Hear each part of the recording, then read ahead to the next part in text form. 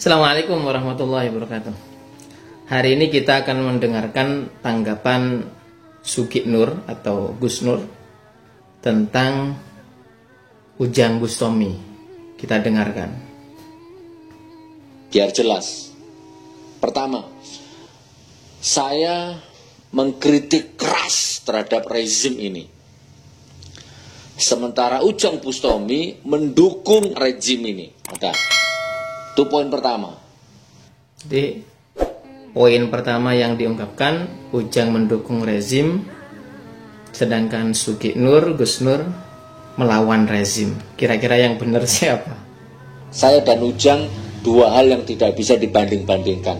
Lain, beda konsep, ya, beda kultur, ya, beda dimensi. Bahkan kalau nggak salah mungkin Ujang itu ketua Ansor atau ketua Banser Cirebon lah, kurang lebihnya begitu. Itu poin pertama. Poin kedua, saya belum pernah ketemu Ujang, belum pernah ngobrol sama Ujang, nggak pernah utang duitnya Ujang, nggak pernah ngerepoti Ujang, nggak pernah ganggu hidupnya Ujang. Ya, bahkan nggak pernah saya itu membahas dia itu di Munjat Channel, nggak pernah. Video-video di Munjat kemarin itu membahas tentang settingan. Ya Ujang kena dong. Jadi videonya Ujang itu walaupun nggak menjurus ke Ujang, tapi menjurus kepada settingan yang dibuat Ujang dengan dukun-dukun itu, tenaga dalam dan lain sebagainya. Nah, poin ketiga, tiba-tiba muncul video, jadi dia sumbar, dia sombong, dia takabur, dia ngancam. Kalau dalam waktu 1 minggu saya nggak jungkel, saya tambah awet muda.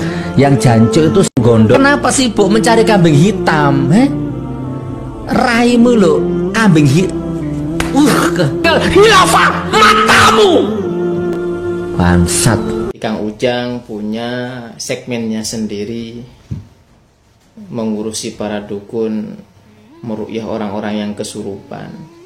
Sedangkan Gus Nur dengan metodenya, segmennya sendiri yang misuh-misuh, entah kira-kira misuhnya efektif apa enggak, lebih banyak mudaratnya atau manfaatnya, itu yang perlu dipikir ulang. Jadi ketika dia bersama preman, misuh-misuh seperti itu mungkin efektif.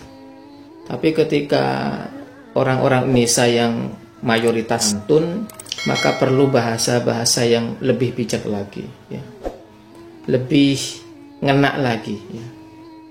Dalla ala khairin, menunjukkan kebaikan itu dengan kebaikan.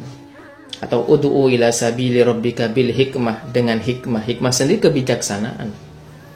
Kalau banyak misuhnya, entah metodenya, segmennya apa efektif atau enggak, tapi banyak aura-aura negatifnya. Misalkan begini, ada air yang sama putih, kemudian yang satu diucapi kalimat-kalimat bagus, cantik, indah, sedangkan ini kalimat-kalimat buruk, ya, misalkan misuh gitu, maka ini cepat keruh, sedangkan ini tetap bagus.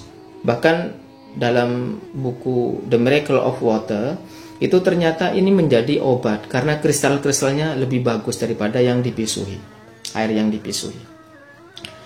Memang tergantung dari niatnya. Innamal a'malu binniyat. Ketika dia ngomong, entah itu omongannya bagus atau tidak, tergantung dari niatnya. Tapi yang terima kan masyarakat. Masyarakat umumnya mengetahui bahwa ini baik, ini jelek. Ya, memang tergantung dari niatnya. Tapi yang halayak umum itu yang terima, wah ini gak baik. Kalaupun misalkan, wah saya mengatakan maaf ya, dan COK misalkan, itu bahasa Arab awalnya, memang bahasa Arab. Bahasa Arab, da itu tinggalkanlah, as-su'ah tinggalkanlah kejelekan, da su itu tinggalkan kejelekan. Tergantung dari niatnya. Termasuk misalkan maaf ya, bang, SATA itu termasuk bahasa-bahasa binatang yang awalnya berada di kursi terbuat dari rotan, kemudian menjadi pisuhan, ya. Sama dong jerapah, gak masalah, tergantung dari niatnya. Tapi sekali lagi umumnya orang-orang yang ada di Indonesia adalah menganut budaya yang santun, budaya yang bertata sosial yang tinggi. maka kalimat-kalimat itu sebenarnya dikurangi karena sekali lagi kurang efektif.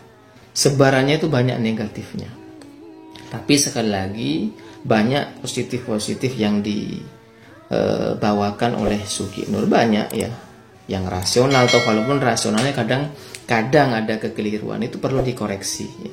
Makanya berhati-hati karena sudah tenar, karena sudah viral, omongan itu harus menjaga. Salamatul insan fi hifdzil lisan itu penting. Ini saya tidak mendukung antara keduanya, Kang Ujang dengan Gus Nur atau Sugi Nur. Tapi bagaimana kita sebagai muslim itu sama-sama saudara. Kalbunyan, satu bangunan, yasuddu ba'dhum ba'dhum. Jadi ya anggap ini hiburan ya. Lucu ya, selama kita di karantina berbulan-bulan itu sesuatu yang lucu, hiburan saja. Nggak usah dimasukkan dalam hati. Jadi ambil hikmahnya yang positif-positif saja dari omongan Gus Nur, yang jeleknya dibuang. Semoga bermanfaat. Assalamualaikum. Terima kasih, subscribe ya.